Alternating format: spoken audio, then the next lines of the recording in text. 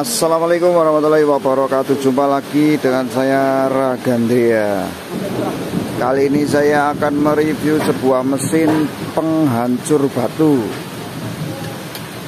dengan berpenggerak dinamo 3 fase, teman-teman. Mesin ini berukuran lebar 30, tinggi 50 cm, teman-teman. Dengan sistem dalamnya itu menggunakan besi pemukul di dalamnya. Ada beberapa buah besi pemukul untuk menghancurkan batunya, teman-teman. Mesin ini cukup efektif dalam berproduksi, dan ini yang dihasilkannya: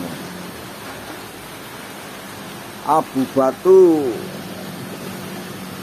dan split ukuran 0,5. Ini hasilnya, teman.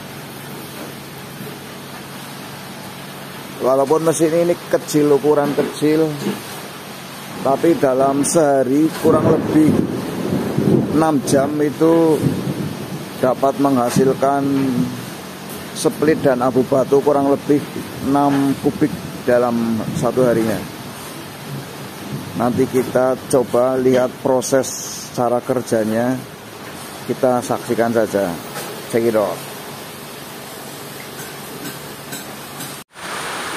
Ini adalah bagian inputnya, teman-teman. Bagian input untuk memasukkan batu koralnya.